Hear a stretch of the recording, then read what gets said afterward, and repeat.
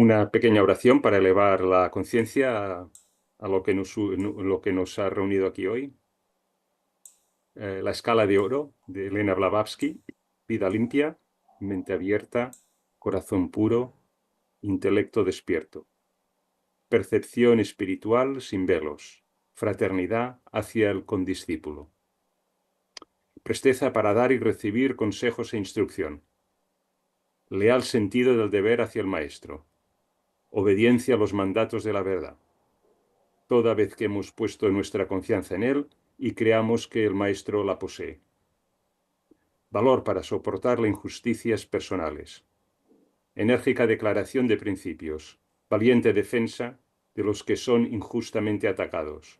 Y mirada siempre fija en el ideal humano de progreso y perfección que revela la ciencia secreta. Esa es la escala de oro, por cuyos peldaños el aspirante puede ascender al templo de la sabiduría divina. Que así sea. Bueno, pues después de leer esta la escala de oro de Elena Blavatsky, para que nos ayude a elevar la conciencia, a lo que aquí nos une hoy. Os saludo a todos, buenos días, buenas tardes. Este es Daniel Gambús, Sociedad Teosófica Española, y esto es la Rama Bhakti de Terrassa. Y esto es el curso de Akasha y una teoría integral del todo. Y como sabéis, estamos intentando pues, hacer un puente entre ciencia y espiritualidad teosófica, claro. Y hoy vamos a acabar finalmente la primera estancia, versos 8 y 9. Pero antes de entrar en materia, quiero agradecer a Clarisa que se estuvo leyendo detenidamente el documento, creo que era el capítulo 7 que quería distribuir, pero vio una ferrata que es importante corregir. Y ello os la voy a enseñar primero de todo la página. Bueno, sí, perdón. Ante todo, que esto se está grabando, con lo que os informamos que esto se cargará en el canal YouTube de Bhakti, ¿no? De la rama Bhakti, con lo cual estará a disposición en Internet. Si no quisierais que vuestra imagen saliera, pues en el menú de funciones de Zoom, que lo tendréis o arriba o abajo. Yo lo tengo arriba, ahí donde pone el icono del vídeo, pues lo clicáis y se apagará la pantalla, o sea, la cámara, perdón, de vuestro ordenador, y nos saldrá vuestra imagen, ¿eh? Muy bien. Entonces, lo que os comentaba, en la página, eh, el texto, que sí que lo mandé por el WhatsApp, con lo cual tendré que volverlo a mandar, corregido, decía. Esto ya está corregido, pero el texto original aquí decía una breve mención, porque es un capítulo principalmente de divulgación científica que, como dije en su día, no vamos a dar, simplemente está ahí para el que tenga la curiosidad de ampliar conocimientos científicos que poco a poco en algunas láminas u otras sacamos a colación en distintos comentarios de la doctrina secreta u otros textos teosóficos. Entonces, aquí lo que pone, la doctrina secreta presenta 7 puntos Laya en los cuales ha cesado toda diferenciación de la materia. Bueno, decía justo lo contrario, en el que se inicia la diferenciación de la materia. Si miráis en el glosario, efectivamente es esto lo que tenía que haber puesto y no lo que ponía, ¿eh? Y entonces, en todo caso, esto lo relacionaba aquí con las 4 fuerzas que la ciencia moderna ha descubierto, que son las fuerzas estas electromagnéticas, las fuerzas gravitatorias, la fuerza nuclear fuerte, que es la que mantiene todos los protones unidos en un núcleo. Recordad que los protones tienen una carga positiva +1, con lo cual, en teoría, tendrían que salir disparados todos alejándose de uno de otros, ¿no? Porque es la misma carga, ¿eh? Y la fuerza débil, que está relacionado con la fisión nuclear y la radiactividad de muchos elementos inestables, ¿no? Vale.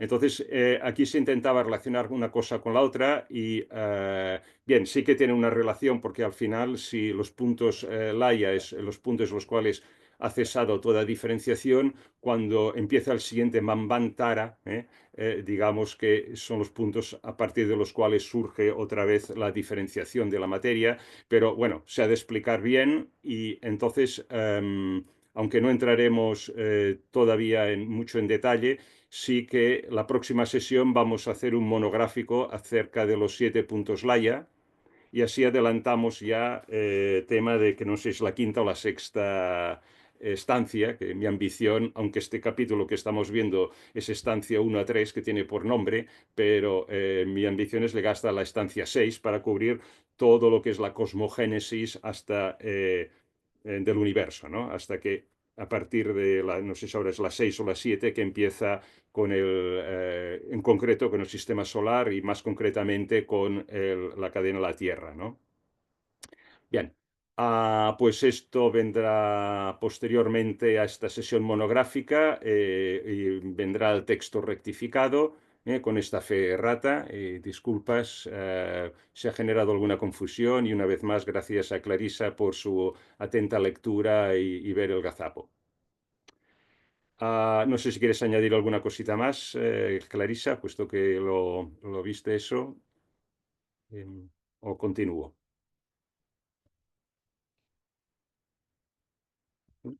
Bueno. Sí, pues continúo, ¿no? Vale. Pues entonces, bien, vamos a ir aquí, sí. Vuelvo a la insistencia que hago siempre, que es que os aconsejo encarecidamente que los que estáis siguiendo estas exposiciones, que vayáis anotando los conceptos nuevos que van apareciendo y que, bien, porque cada verso de la estancia uno va incorporando nuevos conceptos, ¿no? Y así para recordar muy bien, rápidamente, porque no vamos a entrar en tema, el verso 1 hablamos del espacio absoluto abstracto, también hablamos del espacio relativo. Si os acordáis, incluso dedicamos un rato a hablar de los campos cuánticos que cubren todo el universo y que de alguna forma la masa, la materia, surge de ellos, ¿no? En todo el universo conocido. Hablamos del tiempo, el tiempo absoluto, abstracto, hablamos del tiempo relativo y aquí sí que dedicamos una sesión prácticamente a hablar de la teoría de la relatividad especial de Einstein para adentrarnos en lo que es el tiempo relativo, como lo entiende la física moderna. El verso 3 se presentó la mente absoluta, y a partir de ahí la mente universal o Mahat, y también hablamos de los vehículos Agi, estos seres primordiales, los 7 Dhyana Chohans. En el verso cuarto hablamos de Nirvana, hablamos de los Nidanas y de Maya, la ilusión.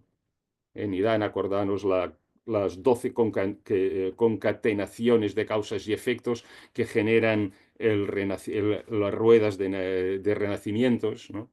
En el verso quinto hablamos del concepto de padre, madre, hijo como una analogía y el concepto muy paradójico de oscuridad y luz y la especial interpretación que Elena Blavatsky da al término oscuridad. Ambos, de hecho, oscuridad y luz. Vale, en el verso 6 hablamos de los 7 seres sublimes o Dhyana Chohan supremos. Tocamos ligeramente la raza raíz porque no tenía sentido profundizar en esto, ni lo hace el verso 6, simplemente los menciona. Luego esto en la antropogénesis se habla. Y hablamos de Paranishpana, la perfección absoluta, los hijos de la necesidad, la ley de la necesidad, y muy importante, eso era una instrucción, el digamos, esta trilogía de no ego, vacío y oscuridad, ¿no? Que incluso estuvimos hablando de cómo la meditación va tal como la entiende la teosofía o la mostró Elena Blavatsky, va en realizar esta experiencia de no ego, de vacío, de oscuridad. ¿Eh? Y hablamos en el verso 7, que es el último que vimos, las causas de la existencia, ¿no? Y dijimos que no son solamente físicas, sino que también son metafísicas, ¿no? Y que las físicas son reflejo de las metafísicas, ¿no? Y que esta causa de la existencia metafísicamente es este deseo de existir, ¿no? Y esto entroncaba con lo que ya se había presentado en versos anteriores acerca de Nidana y de Maya, ¿no? De la ilusión y esta concatenación nidana de causas y efectos, ¿no? Entonces, pero ¿dónde empezaba este deseo de existir, ¿no? Pues se profundizaba en este verso 7, ¿no? Y empieza en lo que es el pensamiento cósmico, que es parte de la ideación cósmica, ¿no? Entonces, ¿qué quiere decir esto? Al decir, hacer énfasis en los comentarios, Elena Blavatsky respecto a estas causas de existencia, diciendo que están en el pensamiento cósmico, que son parte de la ideación cósmica, por deducción nos está diciendo que no forman parte, ¿no?, de la realidad absoluta, puesto que es parte del proceso de diferenciación, ¿no? Entonces, ¿qué quiere decir esto? Que impulsa a los seres evolutivos a hacer algo contranatural, este deseo de existir, ¿no? ¿Y qué es esto contranatural? Bueno, es el alejarse del estado de perfección de la unidad, ¿no? Entonces, bueno, de aquí se deduce, claro, que la misión de la vida pues es trascender este estado de existencia, ¿no? Y esto es lo que estuvimos también diciendo en los comentarios de este verso 7, ¿no? Entonces, volver a la unidad desde la separabilidad en la cual estamos inmersos, ¿no? ¿Y cómo? Pues al final también comentamos que era despertando y entrenando los sentidos espirituales para percibir el ser uno. Bueno, como veis, este verso 7 a la estancia 1 en los comentarios ya era todo un plan de vida, ¿no? Como veis, ¿no? Y hoy, bueno, vamos a hablar pues del verso 8 que introducirá nuevos conceptos, el Prabhava Pyaya, que es la forma una de existencia, el Dagma, el alma pura, y el tercer ojo exotérico y esotérico. Y en el verso 9, por primera vez ya se introducirá a Alaya, el alma del mundo, y a Paramartha, la autoconciencia no consciente. ¿Eh? Entonces, bueno, pues una vez más insisto que es muy importante que un pequeño resumen de cada uno de los versos para, como yo he hecho ahora del verso 7 como ejemplo, para seguir un hilo conductor, ¿no? Para que no cada verso no sea aislado, porque cada verso se basa en los anteriores, ¿no? Y veréis en versos futuros, pues saldrá mucho la palabra alaya, para Marta, los Diana Chohans, Agi, para Nishpana o la perfección absoluta. Y hay que, bueno, quizá no nos acordamos a veces porque pasan tiempo, tenemos lapsos o no hemos visto alguna sesión o algo, pero si queda esto escrito en un cuadernito, miras y rápidamente, pum, te pones al día, ¿no? Es un consejo que hago porque si no, es complicado y son conceptos que quedan aislados y deshilachados uno de otros. Y no, aquí se está siguiendo un hilo conductor, ¿eh? Vale. Esto es un consejo que os doy a los que estéis interesados realmente, o sea, los que estéis interesados en profundizar, ¿no? Y en lo que es la doctrina secreta, que mu- muchas personas, y no solamente en teosofía, consideran que es uno de los más, sino la obra más importante en el esoterismo, ¿no? A nivel mundial de la humanidad, ¿no? De todos los tiempos, ¿no? Si no la que más, una de las que más. ¿Eh? Muy bien, y claro, para nosotros como teósofos, como aspirantes a teósofos, mejor dicho, pues fundamental, ¿no? Vale, pues entramos en tema hoy. La noche, recordaros que estamos en la noche del universo, ¿eh? Esto es muy importante. Las luces están todavía apagadas. Aquí nadie ha puesto, no ha encendido las luces, ¿eh? Y entonces, pero claro, describiendo por ausencia de todos estos conceptos que va introduciendo, pues eso, lo aprovecha y los va introduciendo a la vez, ¿no? Diciendo, no había esto, no había lo otro, todo era noche, todo era oscuridad todavía, no había esto y no había lo de más allá, y así va aprovechando y va entrando en conceptos, ¿no? Y este octavo verso, en concreto, lo tenéis aquí arriba. Pues, espera, voy a ponerlo con puntero, sí, pero podréis ver dónde leo. Dice que la forma una de existencia, sin límites, infinita, sin causa, se extendía sola en sueños sin ensueño. Y la vida palpitaba, inconsciente, en todo el espacio universal, en toda la extensión de aquella omnipresencia que percibe el ojo abierto de Dagma. Dagma es un alma purificada, o sea, se refiere a un vidente, a un iniciado, a alguien que ha alcanzado plena sabiduría, pero lo veremos con más detalle luego. Muy bien, entonces entramos en el primer comentario que Elena Blavatsky hace muchos comentarios, ¿no? Sabéis que recojo los que entiendo son más significativos para comprender los diferentes pedacitos del verso, ¿no? La primera, la forma de una existencia, pues aquí tenemos que ella en concreto lo que dice es que, como comentario de este verso, dice, la tendencia del pensamiento moderno es el volver a la idea antigua de una base homogénea para cada cosa en apariencia completamente distintas. Y dice, la heterogeneidad desenvolviéndose a partir de la homogeneidad. El a partir lo he añadido yo porque en sintaxis me parece que queda más claro, ¿no? El a partir. Bueno, entonces, cuando el universo estaba en estado de descanso, en Pralaya, solamente había una forma de existencia. Entonces, el concepto más importante de esta estancia uno, no lo olvidéis en todo momento, es esta unidad. En el estado de descanso solamente había una forma de existencia. Y es lo primero que dice ella aquí en este verso, la forma de una existencia, esta unidad. Y esto es lo más importante de la estancia uno. Si lo tenéis siempre presente en todos los versos, ya hay mucho entendido de cada verso. ¿eh? Todo lo que se dice en esta estancia, de una forma u otra, de una perspectiva u otra, nos lleva de vuelta a esta unidad. Así que en la noche del universo, acordaros que esta estancia 1, ella misma la titula La noche del universo, había solamente una sola forma de existencia, que es lo que nos está diciendo. Vale, entonces, en el comentario utiliza dos palabras. Heterogeneidad, ¿dónde estás? Aquí, heterogeneidad y homogeneidad. ¿eh? Heterogeneidad significa diversidad, multiplicidad, ¿no? Homogeneidad significa unidad.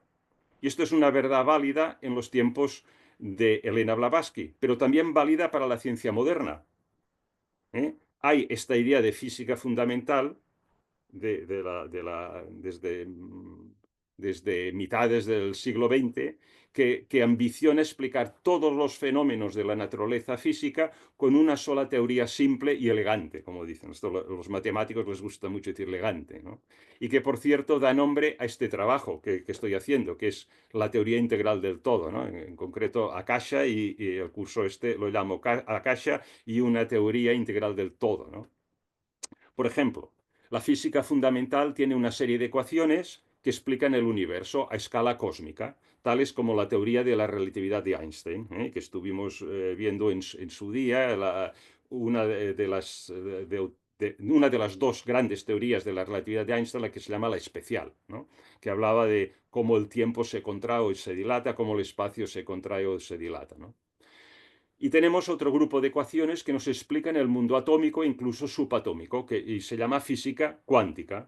Por ejemplo, lo que en su día hablamos de los bosones de Higgs, perdón, que son campos cuánticos, de hecho, ¿no? Sin embargo, estos dos grupos de ecuaciones son incompatibles y no hay manera de correlacionarlos uno con otro. Es como mezclar agua con, con aceite, ¿no? Así que los científicos todavía están buscando esta teoría única que explique todos los fenómenos físicos a la vez, tanto a nivel macrocósmico como a nivel microcósmico, ¿no? De momento, la teoría de la física fundamental que más se acerca a estas ambiciones de una teoría integral del todo es la teoría de las cuerdas y las supercuerdas, que también vimos en su día y que le llamamos a esta sesión que dimos la elegancia del universo según la astrofísica y la teosofía, si os acordáis los que estuvisteis, ¿no? Bueno, lo mismo sucede con las fuerzas del universo que antes he mencionado por lo de los puntos Laia, ¿no? Tenemos cuatro fuerzas fundamentales que rigen todos los fenómenos de la materia. La gravedad, las fuerzas electromagnéticas, que es la luz, o el fenómeno de las radios, las comunicaciones. Ahora mismo os estoy mandando ondas electromagnéticas que vuestras terminales traducen en palabras, ¿no? Y las fuerzas fuertes y débiles que antes he comentado, ¿no? Poco a poco los científicos van estrechando el cerco y van descubriendo que todas estas diversas fuerzas pueden venir de una sola fuerza, ¿no? Por ejemplo, se entiende que las fuerzas fuertes, la que une los núcleos de los átomos, y las débiles, que son las propias de la radiación de los elementos que decaen y se fisionan, ¿no? Son una variación de las fuerzas electromagnéticas, pero la gravedad todavía es difícil de encajar en este modelo. Este enfoque del hombre sabio, pero también del científico, del hombre sabio antiguo, ¿no? Pero también del científico moderno, siempre ha existido. Se trata del enfoque de ir al origen del fenómeno, ¿no? Y entenderlo como surgido de una unidad. ¿Eh? Tenemos esta tendencia y sabemos esta verdad en el esoterismo, pero también el sabio exotérico también lo entiende así, el científico moderno también lo entiende así. Sin lugar a dudas, y desde el punto de vista esotérico, este enfoque es cierto. Se puede seguir el rastro de todo fenómeno hasta una causa primera, la unidad, ¿no? Bueno, y aquí viene el segundo comentario que he extraído con respecto a la forma una de existencia, ¿no?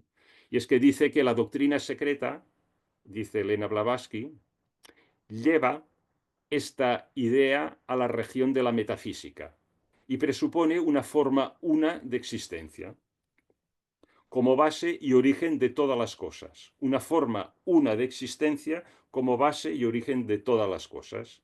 Pero entonces ella dice, pero quizás la frase una forma una de existencia no sea por completo correcta. Es la traducción que ella ha elegido, pero dice que no capta lo que la palabra sánscrita pravavapiaya, eso lo he dicho yo, pravavapiaya, el lugar, y dice que más bien que esto quiere decir el lugar o más bien el plano de donde se originan y en donde tienen lugar la resolución de todas las cosas. El plano de donde se originan y en donde tienen lugar la resolución de todas las cosas. Bien, vamos a comentar esto un poquito también. La doctrina secreta lleva esta idea física de seguir la pista hasta la causa o fuerza primera al mundo físico. Entonces, llamar en el mundo metafísico a esta causa primera una forma una de existencia, quizás no sea la forma más correcta de llamarla, comenta Elena Blavatsky. En sánscrito, pues hay esta palabra mejor, pravavapiaya, ¿eh?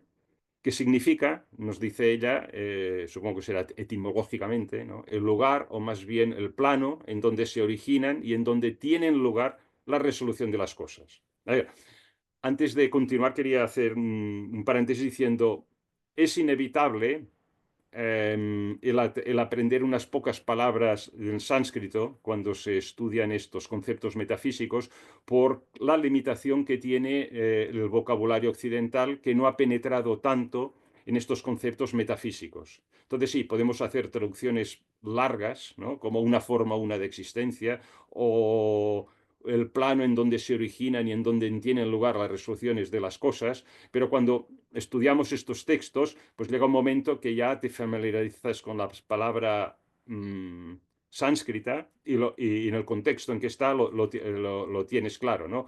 Un ejemplo que tenemos más a mano es el de prana, ¿no? Ya también se puede decir vitalidad, ¿no? Energía vital. Pero bueno, la mayoría de la gente que está en este ámbito en que nos movemos, pues utilizar la palabra prana ya está aceptada, ¿no? Bueno, pues hay más palabras cuando entras en la doctrina secreta que tenemos que tener presente, como por ejemplo esta de Pravapiyaya, ¿no? Y otras. Bueno, o sea, lo que nos está diciendo esta palabra, Pravapiyaya, o las traducciones de una forma, una de existencia, hay esta base del ser. del cual todo proviene, y al seno del cual todo vuelve, del cual todo emana y al cual todo se disuelve de nuevo. ¿Eh? Entonces, bueno, Elena Blavatsky, ha escogido esta forma de traducirlo, una forma una de existencia, pero aclara que la traducción no se recoge todo el significado del término sánscrito. ¿Eh? Una forma una de existencia es el origen y el destino final de toda la existencia del universo. El origen y el destino final de toda la existencia del universo. Entonces, esta forma una de existencia sola es todo lo que había en la noche del universo, cuando todo estaba en estado de pralaya. Es lo único que había. ¿Eh? Bien.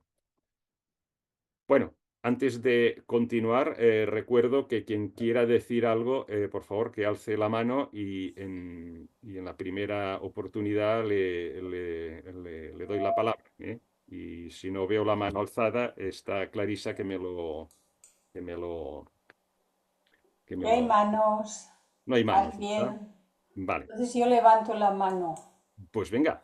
Bueno, no hacía falta ya que A tienes ver, la palabra, pero dime, dime. pasa a la anterior, por favor. Sí, aquí, sí. A ver, porque este es un aspecto que es de la más grande importancia. Si esto se comprende, a partir de ahí se puede comprender, yo diría que casi todo. Sí. Cuando ella dice que la descripción de una forma de existencia no es por completo correcta, es porque existencia, que viene de la palabra existir, es estar fuera, es estar manifestado. Por lo Ujú, tanto, no, en ese momento del que se habla, no hay nada manifestado. ujú, Por eso el lenguaje no es correcto. claro. La palabra sánscrita es Brahmavapyaya, que es el lugar o más bien plano, y aquí la dificultad de las palabras surge de nuevo, es Ujú, donde se originan, de donde emergen los mundos, todas las manifestaciones, y en donde vuelven, y en donde tiene lugar la resolución de todas las cosas cuando regresan a ese estado indiferenciado. Ese lugar es el espacio. ujú, ujú. Todo Pues, ocurre en el espacio. ujú, Pongamos, por ejemplo, para entender lo que es diferenciado y lo que es indiferenciado. Nosotros tenemos ahora un vaso semejante al que estaba bebiendo Daniel. Tenemos agua y echamos ahí una cucharada de azúcar y una de sal. Son dos elementos diferentes, unas de azúcar y otras de sal. Lo disolvemos todo hasta que no hay ni el más mínimo rastro del azúcar ni de la sal. Lo que ha quedado es una especie de sopicaldo homogéneo, porque es todo igual. Pero la sal y el azúcar están allí potencialmente. Ahora volvemos la película a visionarla al revés. Esto lo hemos filmado y visionamos la película al revés. Y al ir al revés, de ahí surgen de nuevo el azúcar y la sal diferenciados. Y el recipiente, que es el espacio, queda. En este caso hemos puesto el vaso como un ejemplo, pero es todo el espacio. En el espacio, antes de el nuevo Manvantara, lo que hay es en disolución todo lo que fue en el Manvantara anterior. Ahí están disueltos todas las galaxias, los mundos, los objetos, los seres, todo está ahí y todo es homogéneo, pero todo está ahí para poder emerger a un nuevo Manvantara, porque no se pierde nada, queda potencialmente, y cuando suene la hora del nuevo amanecer empezará a moverse ahí y empezarán las primeras diferenciaciones y secuencialmente cada vez más hasta que emergen los mundos. Y eso ocurre en el espacio infinito, en el espacio sin fin. Bueno, esta es una cuestión que a veces se debate en los cursos o en donde sea, ¿no? Aparece porque comprendemos que es difícil, a su vez, y valga la redundancia, comprender, es difícil comprender qué es, cómo es eso. Pues bien, todo sucede en el espacio. Lo que queda en el espacio, cuando comienza un Manvantara, es una especie de sopicaldo que contiene todo lo que fue, pero en disolución, hasta tal disolución que es todo homogéneo, es todo igual, es lo mismo. Y no es una forma de existencia porque en ese momento no está existiendo nada. Bueno, disculpadme que me he extendido un poco, No, pero no, muy es bien. un aspecto que es bastante importante, ¿eh? Muy importante y gracias por subrayarlo, ¿no? Y ampliarlo. Efectivamente, no tengo nada que añadir. Y continuamos porque de hecho ahora lo que viene ahora ahonda en este tema del espacio, ¿no? Porque habla el octavo verso, de esta forma de existencia se extendía ilimitada, infinita, sin causa, en sueños sin ensueños, ¿no? Entonces, explica un poco la forma, ¿no? En que estaba todo esto, esta unidad en el Pralaya, y he escogido este texto en concreto, aquí, sueño, es este. Dice, sueño sin ensueños. Es uno de los 7 estados de conciencia conocidos en el esoterismo oriental. En cada uno de estos estados entra en acción una parte distinta de la mente. O como diría un vedantino, el individuo es consciente en un plano diferente de su ser. El término sueño sin ensueños, en este caso, es aplicado alegóricamente al universo para expresar una condición un tanto análoga a aquel estado de conciencia en el hombre que, no siendo recordado en el estado de vigilia, parece un vacío. Bueno, lo primero, pues como estamos hablando de unos estados en que no conocemos, ¿no? Y si los conocimos, pues no nos acordamos, en todo caso, y además el vocabulario no lo tenemos, hay que aplicar estos analogías, ¿no? Y simbolismo.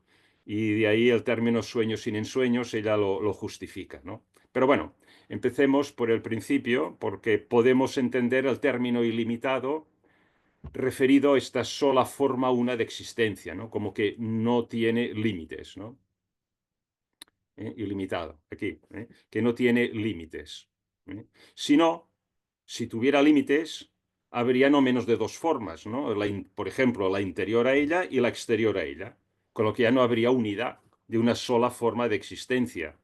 Entonces, esta sola forma de existencia es infinita, ¿no? Y no tiene causa. Es la causa sin causa. Siempre ha estado allí y no ha habido un tiempo en el cual apareciera, pues, puesto que también si apareciera tendría que surgir de algo anterior, con lo que con una regresión al infinito volveríamos a caer en la contradicción, ¿no? De ser la unidad absoluta, pero teniendo dos o más formas, ¿no?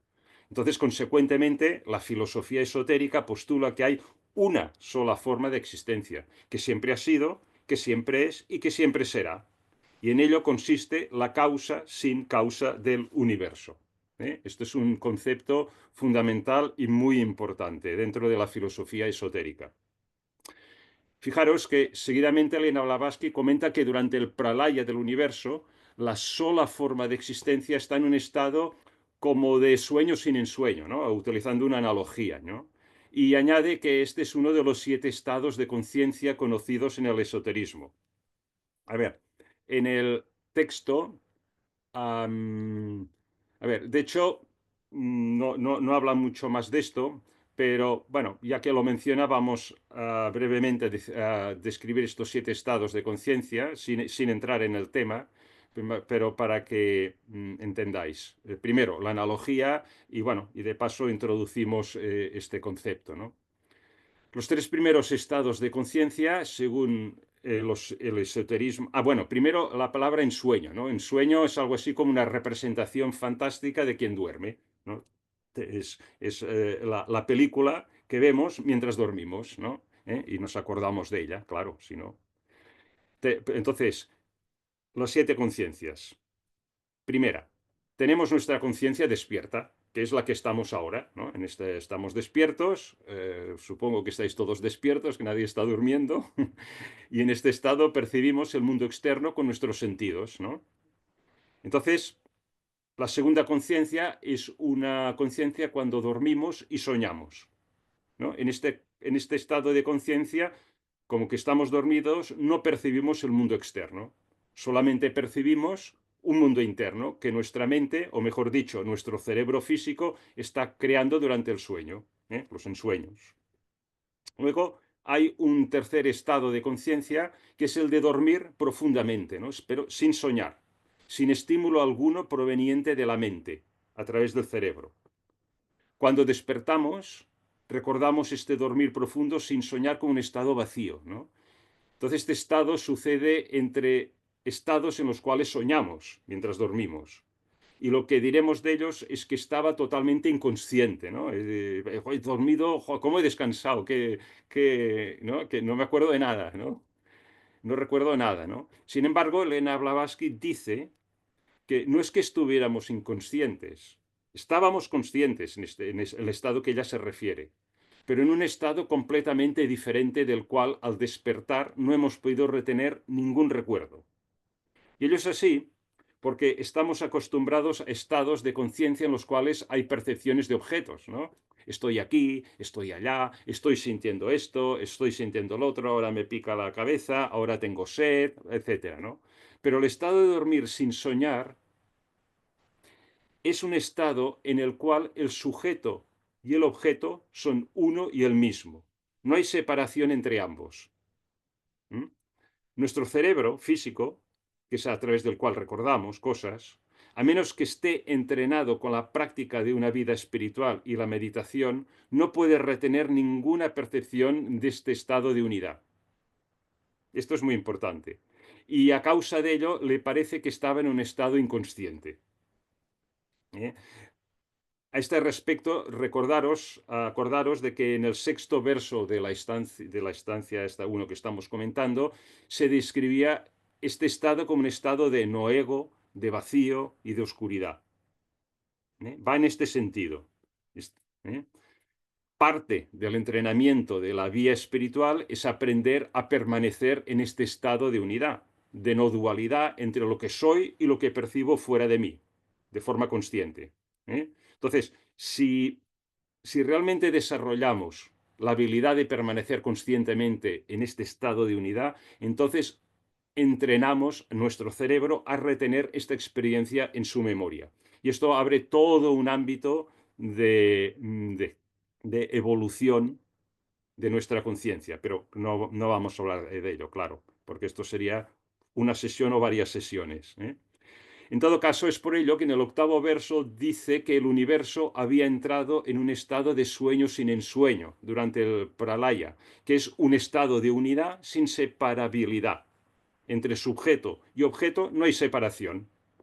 Es como una experiencia directa. Entonces, bueno, para que lo sepáis, simplemente la lista completa de estos estados de conciencia, según el esoterismo, son, ya he dicho, los tres primeros. El primero, la conciencia ordinaria despierto. El segundo es conciencia dormido con sueños producidos por el cerebro. El tercero sería conciencia de dormir profundo sin sueños recordados. El cuarto sería la conciencia de sueño despierto en el mundo astral, que es a lo que se refiere. El quinto, la conciencia de sí mismo, o sea, en el plano o en el estado de conciencia de manas. El sexto sería una conciencia superior o intuitiva en el estado buddhi, ¿no? En el estado de conciencia buddhi. Y finalmente el séptimo dichoso estado de conciencia de lo absoluto o principio atma, ¿no? En el estado de atma, ¿no? Entonces, bueno, se podría interpretar que el término sueño sin sueño que aquí por la analogía se relaciona con el tercer estado de conciencia, de dormir profundo sin sueños recordados. En realidad se refiere más, puesto que está hablando de la unidad, de la forma una de existencia, más bien se refiere al séptimo estado de conciencia de lo absoluto, ¿no? Porque estamos hablando de la unidad de lo absoluto, ¿no?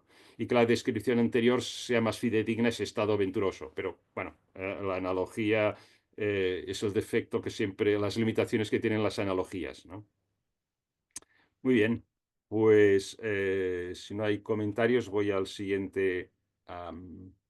Vamos avanzando.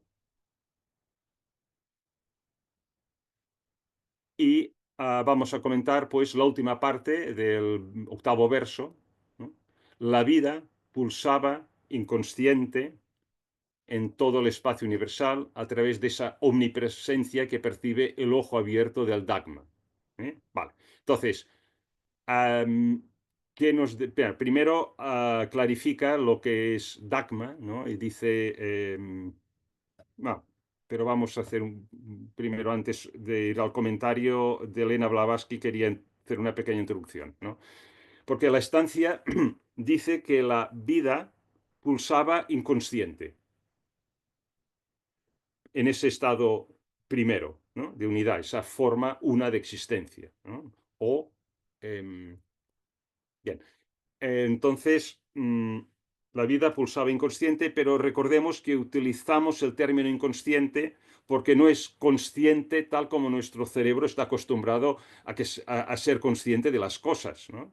Y una vez más, la estancia muestra una paradoja, para que no caigamos en la visión de los extremos. Esto se utiliza mucho, lo utiliza mucho Elena Blavatsky en general en el esoterismo, ¿no? En la filosofía esoterista, ¿no? ¿Cuáles son estos extremos? Por un lado, la vida era inconsciente en todo el espacio universal a través de esta omnipresencia. Había una presencia en todo el espacio universal, pero a la vez era inconsciente. Entonces, esta omnipresencia da la idea de una conciencia absoluta presente en todas las partes del universo, ¿no? De forma total y completa eternamente, porque estamos hablando del absoluto. Pero a la vez la vida era inconsciente en esta omnipresencia absolutamente completa, ¿no? Aquí viene la paradoja, ¿no? Y una vez más, esto es una paradoja para indicar que se trata de un estado que trasciende ambos, el estado de conciencia y el de inconsciencia, ¿eh? Porque nos tenemos un vocabulario, una vez más, que es, en catalán, diríem, o caixa o faixa, o sea, o blanco o negro, ¿no? Sin estados entre medio, ¿no? Y este trasciende los dos extremos, ¿eh? Entonces, el de la conciencia y el de la inconsciencia, ¿no? Entonces, según la estancia, sigue la estancia diciendo que el Dagma, con su ojo abierto, puede percibir esta omnipresencia, ¿eh? Pero claro, aquí, bueno, nos podríamos preguntar, joder, estamos hablando del estado absoluto, ¿no? Del estado más elevado. Y nos podríamos preguntar con todas las de la ley, ¿cómo podemos saber estas cosas? ¿Quién escribió esta afirmación? ¿Cómo podía saberlo el que estaba escribiendo esta enseñanza, ¿no? Bueno, ¿alguien tiene una respuesta a esta pregunta antes de continuar? Sí, sí, Clarisa, tienes una respuesta. Bueno, eh, eso solamente puede ser a través de haber desarrollado la percepción espiritual sin velos, que es el estado de percepción máximo al que podremos llegar en su momento. Todavía nosotros estamos lejos de, por lo menos en mi caso, así me mantengo, ¿no? Estoy lejos de haber desarrollado tal clase de percepción. Es Yo un también. estado muy, muy elevado de desarrollo búdico, el desarrollo de Budi. Y por eso dice el ojo abierto del Dhamma. Claro, son estados ya muy elevados de conciencia. La vida, ¿cuál vida? La vida divina, la vida con mayúscula, la vida divina. Pulsaba es esa latencia que dice que hay, que es como el corazón, que cuando está todo en disolución, Ujú. hay un movimiento absoluto, porque es como un latido. No es quietud absoluta, sino un movimiento absoluto. Es un latido. Y es inconsciente en el sentido de que no había objetos de los que ser consciente.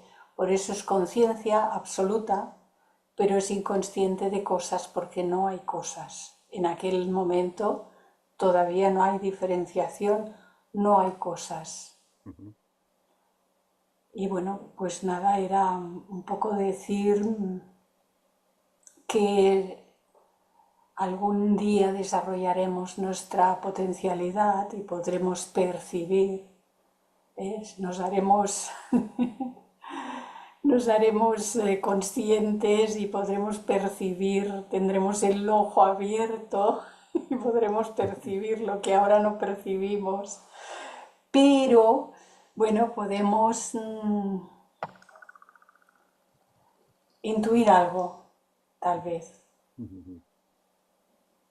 Claro. Entonces la pregunta la podríamos reformular, ¿no? Como diciendo, ¿cómo es que podemos intuir algo, ¿no? Y es que todas estas enseñanzas son porque no somos diferentes de cómo es el universo, ¿no?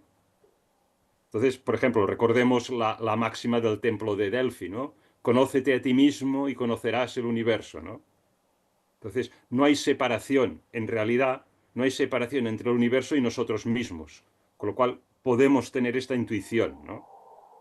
Puesto que este es el caso, podemos primero intuir y luego percibir todas estas verdades cuando, como bien dices, Clarisa, se nos abre el ojo este como Dagma, ¿no? Entonces, continuando, el Dagma es un ser liberado de la ilusión de Maya, ¿no? De ilusión. A través de su ojo abierto puede percibir esta omnipresencia. Por lo tanto, puede ser expresado en un estilo alegórico o poético o paradójico, tal como lo encontramos en las estancias de la doctrina secreta, ¿no? Dagma, en definitiva, se refiere a esta alma purificada que ha alcanzado la liberación de la ley del karma y ya no se encarnará. ¿Eh? Bien. Y ahora ya con este preámbulo, yo creo que ya podemos leer lo que nos dice, lo que he extraído de lo que dice Elena Blavatsky acerca de esta segunda parte del octavo verso, de la estancia 1.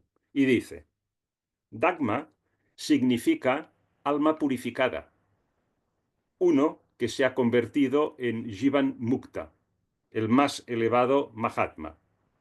Otros dos palabritas que vamos a comentar. Su ojo abierto es el ojo interno y espiritual del vidente. Y la facultad que por medio del mismo se manifiesta no es la clarividencia como se la comprende generalmente, o sea, el poder de ver a distancia, sino más bien la facultad de intuición espiritual, por cuyo medio se puede obtener el conocimiento directo y cierto. Esto es muy importante, directo y cierto.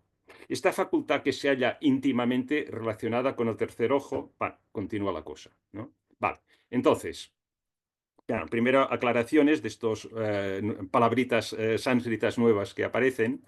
El término Jivan Mukta, ¿no? Jivan quiere decir espíritu y Mukta quiere decir liberado. Con lo que el término Jivan Mukta quiere decir algo así como alma liberada, ¿no? Un alma liberada, ¿no? Entonces podríamos leer Dhamma significa alma purificada, uno que se ha convertido en un alma liberada, que ya no se encarnará, que ya no está sujeto a la ley del karma, etcétera. Vale. El Jivan Mukta es el más elevado Mahatma, ¿no? Maha, grande, Atma, alma o sí mismo. Por lo tanto, Mahatma significa un gran alma. Es lo que está definiendo Dagma, de hecho. Bueno, entonces, Elena Blavatsky explica seguidamente algo muy interesante. Y tampoco vamos a entrar en tema porque si empezamos a hablar de los poderes psíquicos, esto se nos puede llevar toda una sesión o más. Pero ella explica que hay dos terceros ojos. Uno de ellos exotérico y otro esotérico. El tercer ojo exotérico tiene que ver con el Ajna Chakra, el chakra que supuestamente está entre ambos ojos. Entonces, la actividad de este chakra, cuando este chakra está integrado a nuestra conciencia despertada, pues es la de ver auras, de ver fenómenos que no están al alcance de la vista ordinaria, etcétera, etcétera. Y las personas que poseen esta facultad reciben el nombre de clarividentes. Y este tipo de clarividencia está mediada por los sentidos psíquicos. Ojo, sentidos psíquicos, poderes psíquicos. Por lo tanto, todavía conlleva experiencias ilusorias mediadas por unas percepciones psíquicas. Y de ello se confiere que estas experiencias del tercer ojo exotérico, externo, son experiencias teñidas por la separabilidad. Por ejemplo, en el tercer capítulo de los aforismos de Patanjali se habla de estos poderes psíquicos. En un aforismo y en otro, después de presentar estos poderes psíquicos, en otro aforismo advierte de que de hecho son un obstáculo para la evolución de la conciencia, o pueden ser un obstáculo para la evolución de la conciencia. ¿Eh? Y esto es muy importante. No vamos a entrar en tema, pero acelerar el proceso para adquirir estos poderes psíquicos no vas al ritmo de tu evolución. Y puedes empezar a percibir cosas para las cuales emocionalmente no estás preparado. Con lo cual, estas clarividencias te pueden arrastrar a emociones bajas si no tienes bien trabajado, bien evolucionado tu yo emocional. Bueno, pero ella se refiere aquí, afirma que el tercer ojo esotérico, que es el tercer ojo verdadero, tiene que ver con la facultad de intuición espiritual, a través de la cual se puede tener una experiencia de conocimiento directo. Os lo he recalcado antes, conocimiento directo o cierto.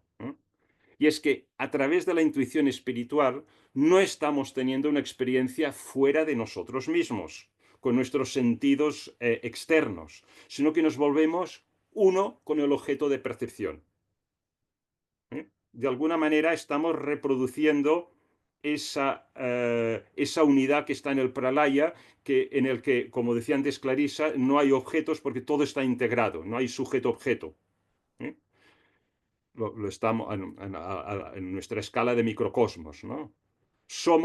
Y desde nuestro punto de evolución, claro, somos conscientes de ello, porque internamente nos movemos uno con lo percibido. Entonces, los seres humanos tenemos una facultad que nos permite volvernos uno con todo o con cualquier objeto que elijamos. Pero claro, ello es solamente posible cuando hayamos integrado esta facultad de intuición espiritual a nuestra conciencia, a través de despertar la conciencia espiritual o intuitiva. Bueno, en resumidas cuentas, en esta experiencia de conciencia, de percepción directa, sin ser mediada por ningún sentido físico externo, que el Dagma o alma purificada posee. Esta es la experiencia de conciencia a que se refiere aquí. Es directa, porque el Dagma se convierte en lo percibido. Así, mediante esta percepción directa, esta alma purificada puede sentir y llegar a ser una con esta omnipresencia de la sola forma de existencia, de la sola forma una de existencia, que se expande y ocupa todo el universo ilimitado, omnipresente. ¿De acuerdo? Bueno, pues he escogido otro texto al respecto. A ver si es este. Un segundo texto, que es este. El mortal común no puede formarse un concepto de la realidad de las cosas, puesto que éstas no están separadas de Maya, que las vela y las esconde. Solamente el iniciado, enriquecido con el legado adquirido por innombrables generaciones de predecesores, enfoca el ojo del Dagma, y se refiere a este ojo, claro, pero el interior, el esotérico, en la esencia de las cosas. Allí Maya no puede tener influencia alguna. Bien. Sabiendo que el universo surge de esta sola forma una de existencia, el adepto focaliza su intuición en esa dirección y se convierte en la unidad.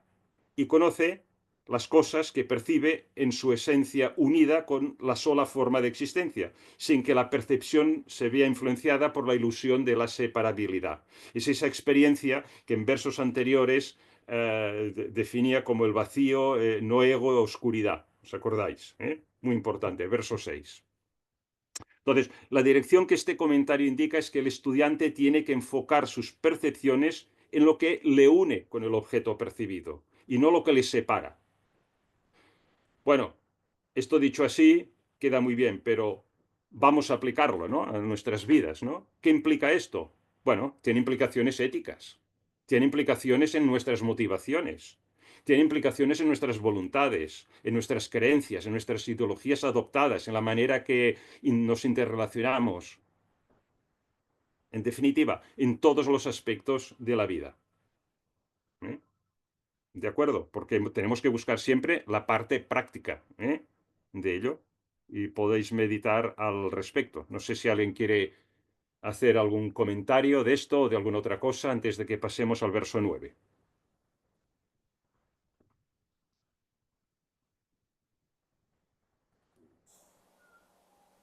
Yo aprovecho para beber un poco de agua. Manos, no hay manos. Están mancos. Hoy estáis muy mancos, ¿eh? Ahí. Están, Aparte, Clarisa, no, no, todos estáis muy mancos. están meditando Están meditando. Bueno, pues a ver. sobre lo dicho. Bueno, no sé. No sé si tendría que poner un examen. Voy a poner un examen para hacer preguntas. A ver si oigo alguno. Vale. Pues vamos al verso 9, pues. Pues venga. Verso 9. Este es cortito, con lo que no lo podremos acabar hoy. El verso 9 dice, introduce dos términos nuevos, alaya y paramarta. Y vamos a ver cómo. Dice el verso, pero ¿en dónde estaba Dhamma? Esta alma purificada, esta alma liberada. Cuando el alaya del universo, y entre paréntesis, alma como base de todo, anima mundi, estaba en Paramartha, y entre paréntesis, absoluto ser y conciencia, los cuales son absoluto no ser e inconsciencia. Otra vez, la paradoja. Y la gran rueda era Anupadaka. Bueno, eh, a ver, para simplificar el entender esto, podríamos leer con las explicaciones que ella misma aporta en paréntesis, podríamos leer así. Pero ¿en dónde estaba el alma purificada cuando el alma del universo estaba en estado de absoluto ser, no ser y de conciencia, inconsciencia? Y la gran rueda era Anupadaka. Pues podríamos leerlo así, ¿no? También. Así quizá se entiende un poco más.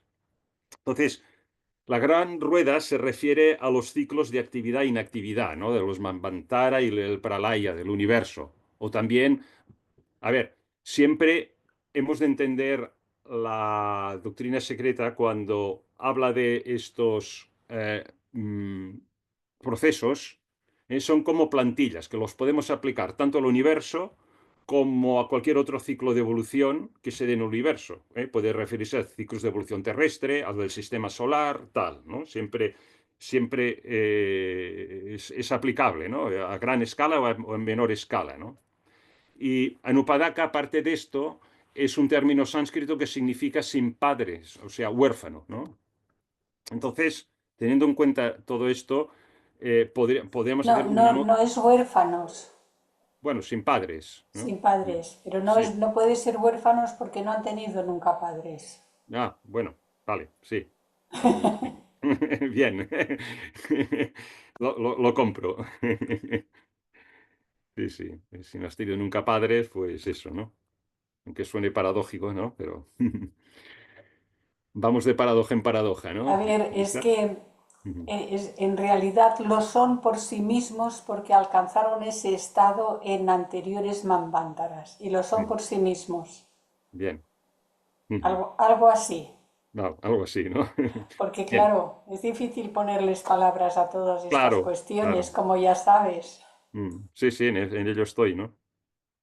Sudando estos textos, ¿no? Bueno, pues a ver, una relectura de este verso noveno y último de la estancia 1 podría ser, pero ¿dónde estaba el alma purificada cuando el alma del universo estaba en este estado de perfección y los ciclos de evolución estaban detenidos, ¿no? Podría ser una manera simplificada, ¿no? Pero bueno, vamos a ello, en todo caso. Alaya. Alaya, literalmente, alma del mundo. ¿Eh? Y ella pone también entre paréntesis anima mundi. ¿Eh? Se puede decir que hay una Alaya para el universo, porque es lo que ella cita en el texto principal, Alaya del universo, pero luego en la aclaración, alma como base de todo, anima mundi, ¿no? Y mundi también, claro, también puede interpretarse como el mundo nuestro, ¿no? Entonces podemos decir que hay una Alaya a nivel de universo y una Alaya para el mundo nuestro, ¿no? El sistema solar, el planeta Tierra, etcétera, ¿no? Entonces, durante aquel tiempo, aquí, ahora estoy aquí, esto es texto que he sacado también de la doctrina secreta, en los comentarios. Ahora, este de aquí, durante aquel tiempo de perfección, los Dhyani Budas son uno con Alaya en alma y en esencia.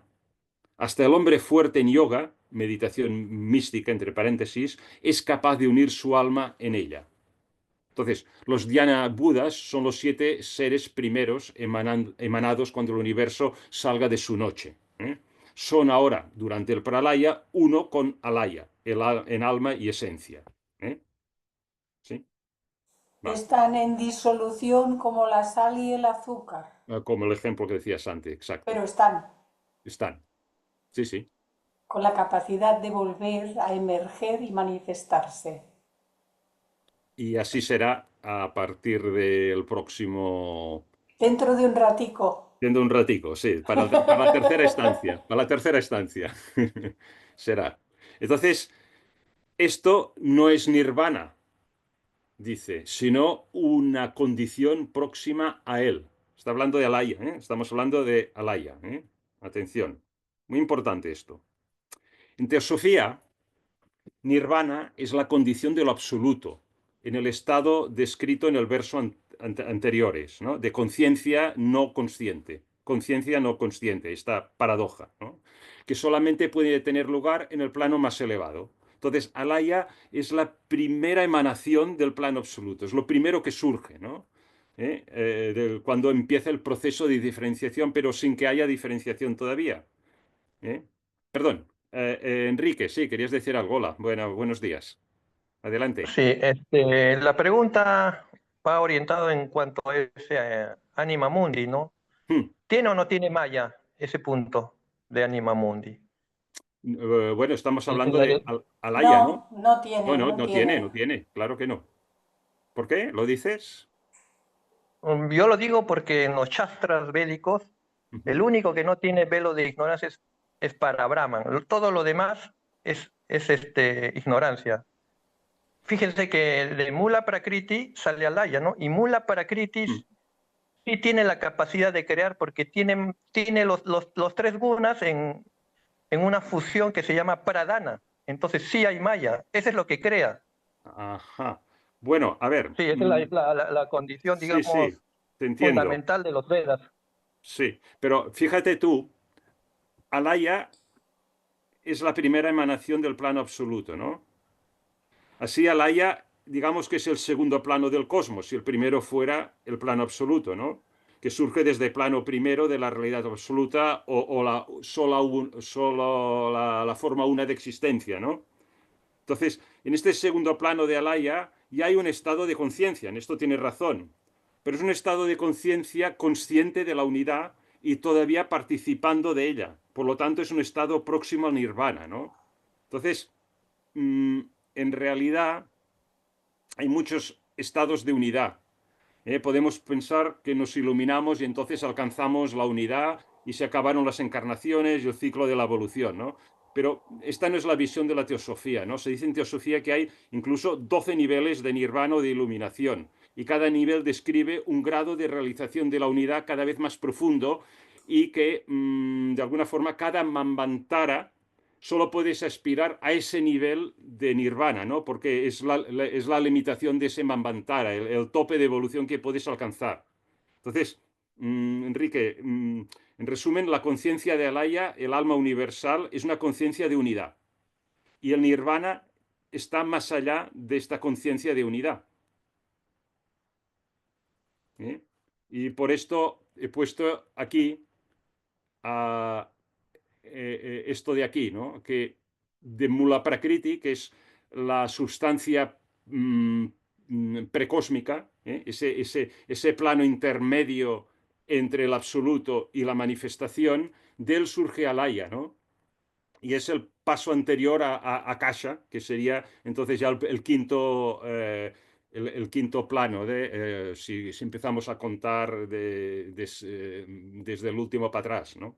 Que son Entonces, subplanos del plano más elevado, ¿eh? sí, eso es. Por decirlo de una manera. Sí, son los subplanos elevados más. Sí, bueno, pero que luego en el microcosmos se reproducen, ¿no? Ujú. A nivel microscósmico, sí, sí. No sé si esto responde un poco a lo que. Aclara un poco lo que decías, Enrique. En todo caso, la teosofía contradice los shastras védicos, pues, porque, miren, como vuelvo a repetir, en Mula Prakriti Ujú. como bien dice, estaban los tres gunas, pero fusionados en una unidad, digamos, antes de la manifestación, ¿no? Sí. Esos gunas, digamos, se pone actividad, digamos, en una tercera etapa de Mahat, Mm. de esa mente universal, ¿no? Entonces, Sí. en Mula Prakriti, si Mula Prakriti es causa de Alaya, hay Maya. Donde no hay Maya es solamente en Parabrahman. Esa es si quieren pueden leer los Shastras, ¿no? Sí, sí. En los Upanishads está, en el Mandyuka Upanishad está, permanentemente, ¿no? O sea, los Vedas tenían tanta autoridad que nadie podía contradecir en su momento, ¿no? No sé Ujú. si conocen los Vedas, ¿no? Entonces, No, no, en eh, profundidad no los conozco. los seis darsanas Ujú. que existen en la India son reinterpretaciones nada más de los Vedas, pero no, nadie contradice. Tenía Ujú. tanta autoridad que era como una ley fija, ¿no? Ujú. En todo caso, la teosofía, digamos, no sé si es un revisionismo de los Vedas, en qué se fundamenta, porque esto, miren, Ujú. todo lo que dicen los Vedas se podía demostrar. Y o sea que había tres métodos de interiorización para demostrar un postulado védico. ¿Cuál Ujú. era? Svarana. Primero, uno tenía que escuchar la verdad, ¿no? Y la segunda instancia es manana. A través de un proceso de meditación se demostraba que ese postulado era verdad. Ujú. Y también tenía que haber un proceso, digamos, de interiorización meditativo que se llamaba Niryasana, o sea, con los samadhis, abstraerse hasta el Atman y decir, sí, Atman existe porque tuve la experiencia, digamos, del Kaivalya, ¿no? Que habla Patanjali. Ujú. Entonces, no era una especulación intelectual, sino todo se probaba. Ujú. Ujú. Ahora, pues, ya eso ya no se estila acá en Occidente, ¿no? Sí, eso quería decir. Muy bien, pues, gracias por tu erudición con los Vedas. No conozco en esta profundidad los Vedas, pero sí que puedo decir que Alaya, al ser un estado de conciencia, pero un estado de conciencia consciente de la unidad y todavía participando de ella, tiene, digamos, un pie en la unidad, ¿no? Todavía no se ha manifestado en la multiplicidad, porque esto es a partir de Akasha para abajo, la materia, ¿no? Los 7 planos de materia en cada uno de los 7 planos. Y es un estado entremedio en el que, bueno, yo entiendo, para entenderlo, con una analogía, tiene un pie, quizá, en Maya y un pie en la unidad, ¿no? Porque es consciente de la unidad. O sea, un estado previo a la diferenciación, en que apunta a la diferenciación. Es No, conciencia, en realidad, es y entre consciencia. paréntesis lo Sí, pones sí, absoluto ser y conciencia, los claro. cuales son absoluto no ser e inconsciencia, es decir, que Claro. no hay diferenciación. Ujú. Ahí No hay todavía diferenciación, ahí es no hay alma diferenciación. universal y no hay No hay diferenciación. diferenciación, no, no, esto debe quedar claro. Luis Ujú. ha levantado la Sí, mano. adelante, Luis. Sí, perdonad, quiero comentar algo lo que ha comentado Ujú. el profesor hoy. y lo que quiero colaborar, lo que estabais diciendo, tanto tú, Daniel, como Clarisa. Las gunas, lo que es dentro de las gunas, dentro de los cuatro Vedas, ya el Veda, bueno, los Vedas, no voy a pronunciarlo todo porque todo el mundo lo sabe cuáles son los cuatro Vedas. Los gunas son las tres formas de manifestación de la naturaleza desde el principio. Son los tres elementos, las tres formas de materia de Mula Prakriti. Entonces, es como una receta, una receta culinaria. Tú primero está la materia, que está en la naturaleza, que son los Mula Prakriti, y entonces se recoge esos materiales y entonces van a entrar en acción, en formación. Y entonces tú los preparas, los materiales que van a entrar en formación en la manifestación. Entonces, cuando tú coges estas tregunas, estos materiales de la naturaleza, estos elementos básicos, entonces están preparados. Tú haces una receta, tú todavía no has cocinado, todavía no ha entrado en una casa, no ha entrado en manifestación. Entonces tú entras dentro de lo que es el área, está en la puerta, está preparando, son materiales que se van a entrar en formación o en acción. Y por eso está en alaya, está previa a alaya, previa a poder manifestarse dentro de la casa. Entonces, el alaya es un elemento determinado, una situación no consciente, sí consciente para nosotros no, pero para ellos sí, es consciente, en la cual va a haber todo el ejército que va a entrar en acción, el ejército, en batalla. O aquí son los materiales que va a entrar en acción en ese proceso de manifestación, que necesita un apoyo material que es en la casa. Y entonces la casa, en su manifestación, ya que está manifestado, entonces ya se extiende y se produce o se cocina estos elementos para poder guisar, para que toda la jerarquía humana y no, y débica, ejerzan su magisterio con estos materiales. Pero los gunas están anterior, porque son los tres elementos que van a entrar en acción. Son tres elementos de la naturaleza. Son circunstancias. Claro, pero cuando se está en Mula Prakriti y en Alaya, esos tres elementos están en disolución ahí, todavía no están diferenciados. Sí. No están diferenciados. Pero están, como he dicho yo antes, que están como la sal y el azúcar en disolución, no están diferenciados, pero están. Exacto. Esa es la idea que hemos de pillar, de que no está, cuando las cosas no están diferenciadas y sin embargo están potencialmente ahí, con la capacidad de poder manifestarse nuevamente. Sí, exacto. No está el material, están las verduras, pero no estarían tan cortadas ni preparadas. Está el protocolo. Ahí están. Están todavía en la nevera. En la nevera. Están en la nevera, están ahí preparadas. La receta está hecha. Porque Eso es Mula Prakriti, tiene todos los materiales. Y entonces tú escoges esos materiales, la jerarquía. Y entonces coge las gunas, coge los materiales. Y entonces está el prelaya, el pre-cocinar, el pre-adelanto. Entonces tú extiendes en el pollete, en la mesa, extiende los materiales. Lo que eso es el alaya. Entonces ya en la casa es cuando ya se está cocinando, ha metido estos ingredientes en la olla, en la cazuela, y se está cocinando y preparando para que sea comido, sea extendido por la siguiente y degustado por la siguiente jerarquía correspondiente en su momento. Así es. Gracias por la analogía y es así. De hecho, volviendo... ha levantado la mano. ¿Quién? Carlos. Ah, Carlos, perdón, no lo he visto. Carlos, perdón, no lo había visto. No hay problema, un saludo para todos, un abrazo. Saludo. Dentro de esta idea de Vedantina que nos estaba comentando nuestro hermano, podríamos decir que la idea de unidad en la conceptualización de que Maya está latente también dentro de esta alaya, que todavía no es un pralaya, mahapralaya, sino solo es la posibilidad latente de la existencia del universo, puede estar Maya también latente dentro de ello, porque Maya no está afuera, sino es producto de esa manifestación. Y es ahí donde podría unirse con la parte vedantina y la parte que no está precisamente contradiciendo la teosofía. Sí, sí, yo lo veo así, como lo dices, Carlos. Espera, si me dejas decir algo, Clarisa, y luego te doy la Sí, palabra. sí, ¿Sí? sí. El- Porque el plano más elevado es en el cual la sustancia precósmica existe, ¿no? Y recibe el nombre de Mula Prakriti. Entonces, el siguiente plano de existencia es Alaya, hemos dicho, ¿no? Allí todavía hay unidad, pero ya empieza el proceso de manifestación. Y es solamente en el siguiente plano, en Akasha, que la separabilidad, la dualidad y la multiplicidad se establecen. Con lo cual, en Alaya, claro, está de alguna forma latente, ¿no? Entonces, durante el Pralaya, el universo todavía no se ha manifestado, con lo que Alaya es todavía uno con Mula Prakriti. Pero cuando el universo se manifiesta, el plano de Alaya podrá ser percibido por el yogi en el estado de meditación profunda, que es lo que pone aquí, ¿no?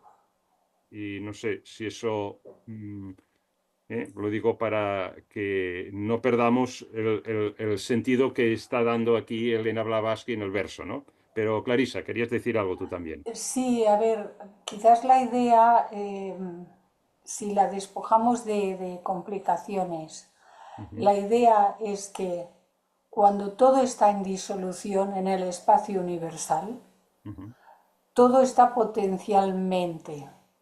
ujú. El proceso de Maya comienza cuando comienza la diferenciación, Exacto. porque es un principio de manifestación a la que se mueve algo y hay una cosa que es distinta de otra, eso ahí ya interviene Maya, porque eso a su debido momento volverá a fusionarse y volverá a diluirse en el todo. Por lo Ujú, tanto, el concepto de Maya es que nos demos cuenta de que todo cuanto ha tenido principio va a tener fin a su debido tiempo. ujú, Y no es que nos lo estemos imaginando, el concepto de Maya no es para que caigamos en una confusión tan terrible, sino para que comprendamos que no podemos tener nuestras expectativas en todo aquello que ha tenido principio, en cualquier cosa que ha tenido principio, porque tendremos un desengaño y una decepción en cuanto ello desaparezca. Todo cuanto ha tenido principio es finito. Y ahí descansa el concepto de Maya. ujú. Muy bien, gracias. Y creo que Enrique también ha levantado la mano. ¿Querías volver a añadir algo, Enrique? Sí, miren, fíjense que Maya tiene dos fuerzas, digamos. La fuerza de proyección Ujú, que se manifiesta en Mahat y manifiesta, digamos, todos los universos, todos los cosmos, todos los seres, ujú, pero tiene una fuerza de ocultamiento y eso se llama Avarana Shakti. Entonces, ¿qué quiero decir? Que ese punto de Mula Prakriti, digamos, es coeterno. O sea, nunca se va a disolver o esto. Siempre está ahí, pero en un plano muy sutil. ujú, Entonces, y allí hay Maya. Solamente, y miren, hay tres estados de conciencia, de tres estados de conciencia de Brahman. Brahman con ensueños, que es el punto de Mahat, o sea, la manifestación, o sea, la rueda de samsara, el punto de ocultamiento, el punto de sueño profundo de Brahman, que es el punto de Mula Prakriti, sueño ujú, profundo, o sea, ahí no tienen soñaciones Brahman, está como una unidad, pero sin tener sueños, y la vigilia de Brahman, que es el punto de Parabrahma. Y fíjense que esos estados de conciencia se manifiestan. Bueno, existe un cuarto estado en el cual nosotros nos encontramos en el sueño de Brahman, pero añadido una ignorancia adicional con ujú, los kleshas que habla Patanjali. Entonces, el mundo fenoménico lo llama, esa conciencia y le llama, este, creo que no recuerdo el nombre, pero la segunda, lo sutil, y que incluye a Mula Prakriti, le llaman Prativasika. Y para Mastika es recién donde trasciende inclusive Mula Prakriti y se instala en el Brahman supremo, ¿no? ujú, O sea, si vuelven a escudriñar el Mandukya Upanishad, ahí está la respuesta. Y solamente son 12 versos. ujú, Entonces, ahí da a entender que inclusive en Mula Prakriti hay Maya. Si no, no tendría la capacidad ujú. de ser la causa fundamental de todo, pues. Sí. O sea, No, pero Maya es el que crea. no creo que nadie discuta eso, ¿eh? Solo que estamos diciendo que es latente, ¿no? No está manifestado, que se manifestará a través de este proceso de Pero Prakriti tiene un Alaya y de velo de Alaya ignorancia, Akasha. pues. Pero tiene Maya, pues, o sea, tiene la Varana Shakti, o sea, Latente, todo sí, lo que es pero Shakti, latente. pero inclusive, o sea, lo único que no tiene Maya Ujú, es Brahman, nada más. ujú. Pero fíjate que Mula Prakriti está en este estado de preexistencia, ¿no? Al menos tal como se define en la teosofía, con lo cual, como no ha habido todavía existencia, no puede manifestarse, pero está como un germen, ¿no? Que está allí dispuesto a germinar en cuanto se den las condiciones de manifestación del universo. Sí, yo creo que en este sentido es correcto decir que, como tú citas los Vedas, que Maya está en Mula Prakriti, pero no está manifestado, está como todavía es parte de la unidad, pero que está allí latente. Claro, porque no hay ají que lo pueda manifestar, lo pueda Ujú. reflejar. No hay ají. No hay ají, por ejemplo, sí, sí. No hay Eh, vehículo que pueda manifestarlo, correcto. Y Ujú, los ají son los ujú, primordiales, en la cual van a interpretar la ideación divina, la va a ujú, hacer de realidad. Y a ujú, partir de entonces sí que hay, a partir del segundo hijo, que hay ujú, maya, porque ujú. son ilusiones, Sí, sí. son ya lo como dice, es Shakti. Shakti es Ujú, el ujú. poder de la mente, el poder de la materia, Ujú. Así es. poder crear formas, pero él todavía no. Ujú, ujú. La Prakrit no puede, Sí, en los textos se dice latente, ¿no? claro, está Sí, latente, no sí, puede, talente. porque necesita alguien Nadie que lo discute pueda. que haya maya, Enrique, pero claro, no se puede manifestar mientras no haya manifestación, ¿no? Está en latente. Claro, lo mismo que la mente universal, no se Ujú. puede manifestar si no hay ají, no hay un elemento que pueda interpretar y Esto, proyectar esta así es. idea de sí mismo. Claro, no se puede leer literalmente todos los Vedas, sobre todo el Rig Veda, que es el más importante, no el Vayu, el Yeda, ni el Atharva, sino todo depende, Ujú, muy complejo. Claro, ¿a qué se refiere esto cuando estos escritores? A un nivel ya manifestado. En manifestado estoy de acuerdo con Enrique. Ahí, porque está el poder ujú. de los agis de la jerarquía, la primera y segunda jerarquía.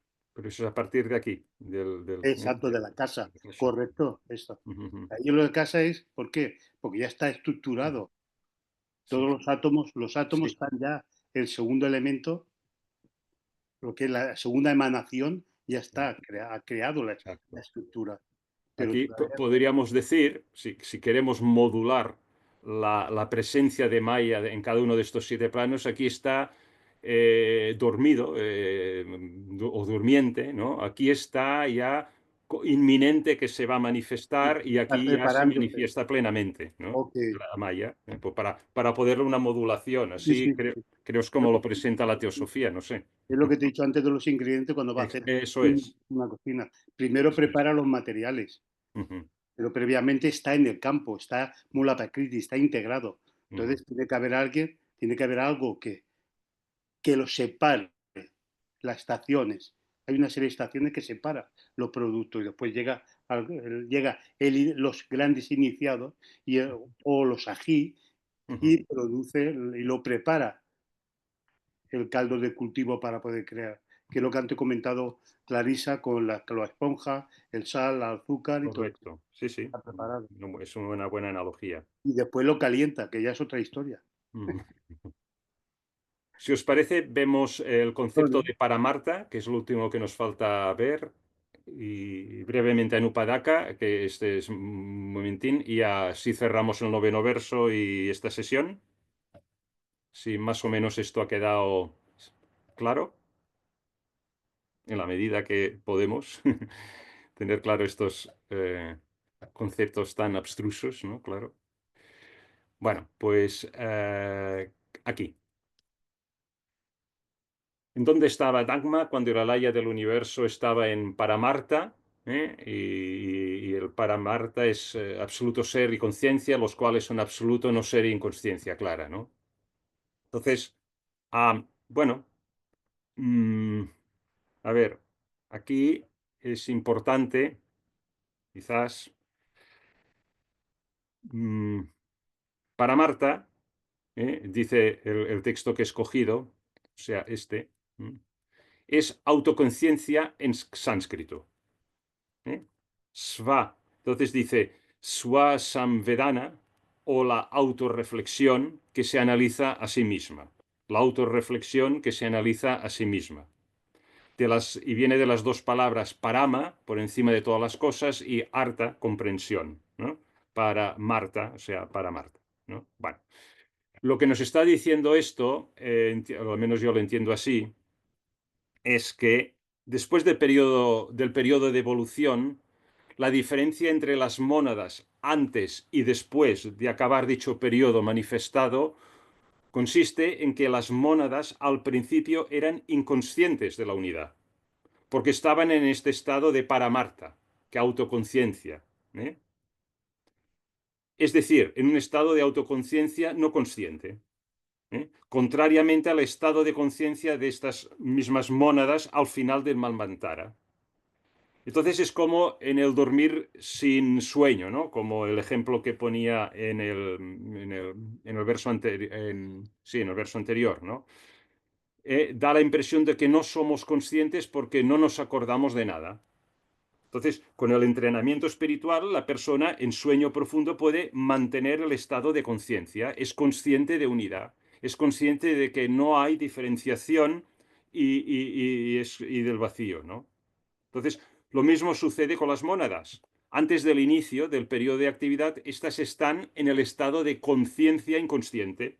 Al final del proceso de evolución del periodo de actividad específico ese, el Manvantara es concreto, las mónadas están en un estado consciente de la unidad, que recibe el nombre de Paramarta o autoconciencia. Y para acabar, vamos a ver, sí, aquí, aquí. Nos queda la gran rueda Anupadaka, ¿no? Entonces, a ver, el texto que he escogido aquí es la gran rueda es toda la duración de un ciclo de existencia o Mahakalpa, por ejemplo. La revolución completa de una cadena particular de 7 planetas o esferas desde su inicio hasta su final. Las ruedas menores significan las rondas, de las cuales también hay 7, ¿eh? Repito que cuando presenta un proceso, Elena Blavatsky en la doctrina secreta lo presenta de forma general y luego se puede aplicar a macrocosmos o a microcosmos, y es siempre el mismo principio, ¿eh? Entonces, bien, no necesitamos ir con mucho detalle, de los ciclos en esta exposición, porque vendrá más tarde, ¿no? Pero Elena Blavatsky interpreta esta gran rueda como un ciclo de evolución, el que sea. En el diagrama, lo que veis, los círculos nombrados alfabéticamente son mundos en planos distintos en los cuales tiene lugar la evolución de la conciencia, ¿no? El más bajo, del cual, para el caso de nuestro sistema solar, es nuestra Tierra física, con letra D. Cuando nuestro ciclo de evolución en la Tierra física, el globo D, finalice, ascenderemos a planos de conciencia superiores, al E, G, F, ¿no? Vale. Entonces, estos ciclos tienen lugar de globo en globo. Y cuando se lleva al globo más elevado, el G, y está finalizada la ronda, el ciclo de los 7 globos se suma a un pralaya, que si estamos hablando de una cadena planetaria, pues es un pralaya menor, ¿no? Podríamos decir, para distinguirlo de un pralaya mayor de todo el universo, ¿no? O del sistema solar, ¿no? Luego se iniciará un nuevo ciclo de actividad. No hace falta ir mucho en detalle aquí, ¿eh? Entonces, simplemente tener claro que se refiere a esto. Y para acabar, ella siempre da un resumen de la estancia, ¿no? Y lo pone al principio, antes de ir comentando uno a uno los versos de cada estancia, ¿no? Y bueno, lo he puesto al final, así para un poco como dicen los ingleses, el wrap-up, ¿no? Hacer un resumen, y conclusiones de todo lo que hemos visto, ¿no? Y ella, como lo resume muy bien, pues lo leo tal cual ella lo expone aquí, y dice, la primera estancia, describe el estado del todo uno durante el pralaya, antes del primer palpitar, ¿no? Del redespertar de la manifestación, el manvantara, ¿no? Basta pensar un momento para comprender que tal estado solo puede expresarse simbólicamente, pues es imposible describirlo. ¿Eh? Y además que tenemos la limitación del lenguaje muy concreto occidental que tenemos, que no disponemos de estas palabras sánscritas, ¿no? Que definen también estos estados abstractos. Y ni aún puede ser simbolizado sino por medio de negaciones, porque siendo el estado de la absolutividad per se, no puede tener ninguno de aquellos atributos específicos que nos sirven para describir los objetos en términos positivos. ¿Eh? De aquí que sólo pueda sugerirse tal estado por medio de la negación, el neti neti, de todos aquellos atributos más abstractos que los hombres sienten, más bien que conciben, como el límite más remoto o que pueda llegar a su poder de concepción. O sea que estiramos la mente nuestra al máximo de lo abstracto para encontrar calificativos o atributos, y al final tenemos que decir, pero no es eso. ¿Eh? Del neti neti. Esto es un poco lo que hemos estado haciendo durante esta primera estancia y además se ha aprovechado para ir introduciendo términos que luego serán muy útiles en las estancias posteriores y ya empiezan a dar un poco de explicación. Vale. Muy bien, pues lo dejamos aquí.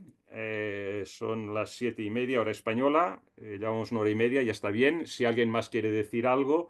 Y como he dicho, el viernes que viene repasaremos un poco lo que es los puntos Laya. Y si da tiempo, introduciremos la estancia 2 de la doctrina secreta, ya para en futuras sesiones entrar tal como hemos hecho aquí, desmenuzando verso a verso los 6 versos de la estancia segunda, que es que habla de el inicio de la diferenciación. O sea, la diferenciación quiere decir que todavía no se producirá, pero ya es un estado inmanente de que se va a producir la diferenciación. Sí, y Enrique, tenías un comentario a hacer, ¿no? Sí, más que comentar es una pregunta. Ujú, Yo quería preguntar que cuando el Jiva tenga experiencia de ese para Martika o para Marta, ujú. ¿va a conocer a ese para Brahma? Esa es la pregunta. Para Brahman. Para Brahman, No, no bueno, puede ser conocido. Se es que fusiona en por ello, definición es que es lo absoluto, ¿no? claro.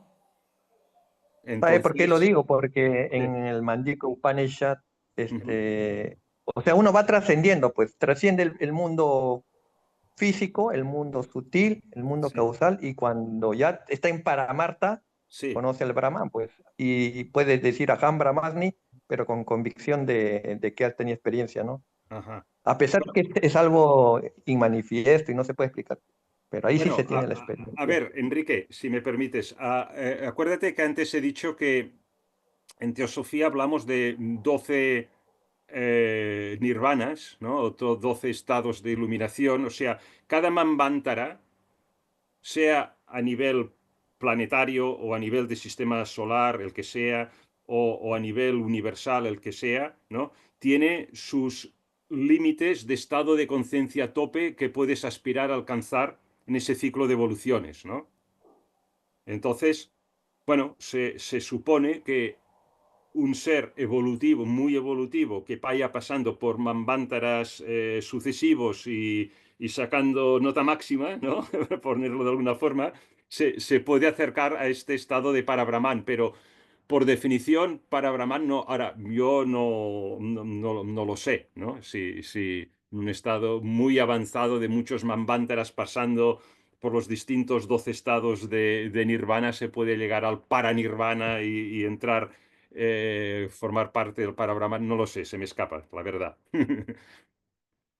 Si tú dices que los Upanishads dicen que sí, me lo creo. Pues sería bueno escudriñar ese término, qué significa en esencia, ¿no? El Paramarta, ¿no? El Paramartika también habla Sankaracharya, ¿no? Y ahí se va a entender ya lo que significa eso, porque puede ser que Blavatsky esté sesgando el conocimiento, digamos, esencial de ese término, porque para Marta es el conocimiento final. O sea, cuando uno ya es un Yevan Mukta, un liberado en vida, Una conoce ya todo, autoconciencia. pues. Ujú, Sí. ujú. Sí, pero repito, ¿no? Que hay ciclos de evolución y es como, no sé, el equipo de fútbol que juega en tercera división y luego juega en segunda y luego juega en la primera, luego la Prime League, no sé, ¿me entiendes, no? Lo que quiero decir. Y solo si quedas campeón de la tercera división, si juegas en la tercera división. Vale, entonces asciendes a segunda división, ¿no? No sé, no sé si eres aficionado a algún deporte, al fútbol o algo, pero tiene sentido lo que digo. Pero yo lo entiendo un poco así, ¿no? También. Ahora, dices, bueno, entonces cuando estás en la Prime League, lo último, ya al tope, ya que eres campeón del mundo, entonces eres para Brahman. Chico, no lo sé, la verdad. Y además tengo Ya no bastante trabajo aquí abajo. ya no juegas más porque te fundes en ello. Supongo, supongo, sí, sí. Pero tengo bastante trabajo aquí abajo, Sí, yo en también. la división que estoy jugando, ahí, por ahí abajo. Sí, sí. ¿Algún comentario más? Dejo de compartir, por cierto.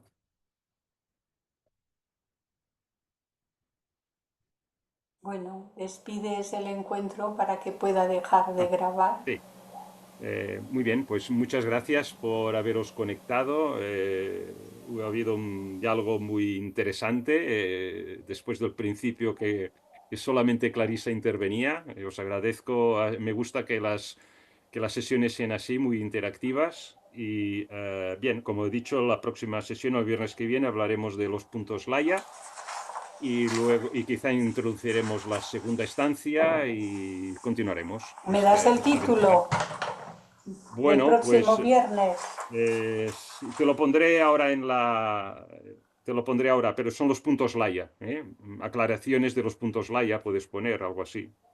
Aclaraciones de los puntos Laia y bueno, ya está, porque si no queda muy largo si ponemos algo de la estancia segunda y además que igual no da tiempo. Vale, gracias. A vosotros, pues cortamos la grabación, ¿no? Y bueno, si alguien más quiere añadir algo fuera de grabación, encantado.